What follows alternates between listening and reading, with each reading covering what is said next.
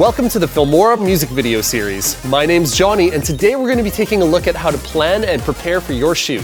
We'll show you our approach to location scouting, and then we'll go into how we scheduled the production of the music video for Blau's song Tokyo. If you haven't seen our first video in the series where we go into planning and storyboarding for a music video, I highly recommend you check it out. There's tons of great info in there, link in the description. Finding the right location can make or break a music video. It's important to consider a location that both fits your budget and the look of the music video you're going for. But when working on larger music videos, there begins to be more factors to look at as well. I knew immediately we needed a studio space. We had to consider the electricity, the availability of a separate room where we could store all our gear. Is it close by? Things like that. But the most important thing was the size. We needed both the width and the height.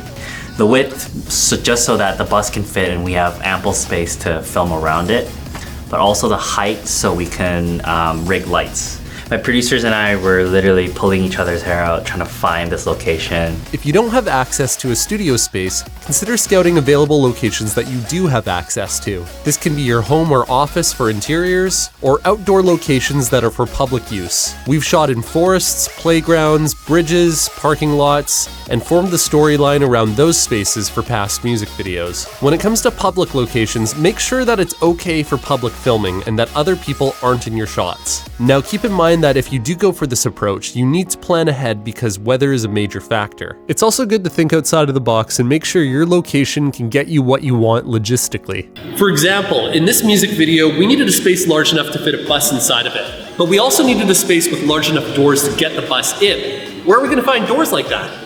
We booked the location, we went there, it was fine, the door was big enough. 2 days before the shoot, the bus driver comes to check the location. He's like, oh, we can't do it, it's too small. And that's when we kind of like freaked out. And on the last minute, we had to find a different space. You know, there was a couple things where our location fell through, you know, and we had to get a studio in a day. And there's a lot of things, but it's just about being resilient and, you know, continuing to push and being determined to kind of make something happen. Scheduling is extremely important for a music video shoot, especially as your project gets bigger and bigger. If you have a really big project and you have the option, try to come in a day before to do all of your setup. With Saturday and Sunday being the main days we actually filmed on, we wanted to spend as little time on our lighting as we could.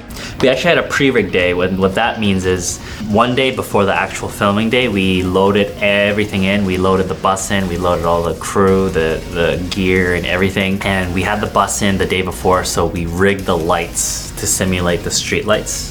For your shoot, you'll want to create and send out a call sheet. A call sheet is basically a 1 page or sometimes 2 page info of everything that's gonna happen the next day. So it has all the numbers of the key crew members, the talent, the location, the time each crew member has to arrive on set, the nearest hospital, what time sunset, what time sunrise, what time's lunch, what time we end filming. So a call sheet is literally for that day only. And then after you wrap that day, you would have another call sheet for like day 2 and then day 3.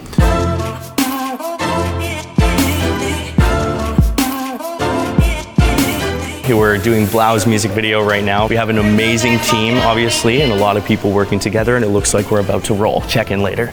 It's important to schedule your music video so that you can use your time efficiently. Try to plan your shoot in an order where you change your lighting or rigging setups as little as possible. On the first day of filming, we broke it down in 2 sections. We filmed everything inside the bus during the first half of the day, and then filmed everything outside the bus the later half. So day 1 was all about the bus. You know, you're always gonna get to the end of a day. You're always gonna get something on screen. So you might as well not stress as much and just work hard and get it done. This looks sick. How do you feel? I'm worried about tomorrow, actually. I'm not worried about today. I'm really worried about tomorrow.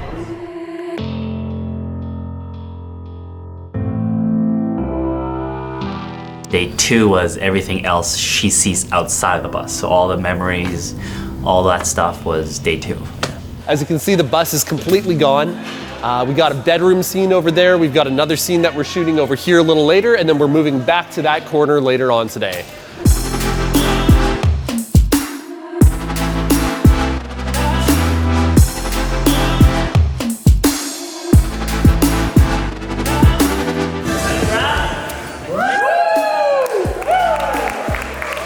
So that's a look at how we location scouted and scheduled a music video. Stay tuned for the next video in the series, and remember, there's no limit to what you can make.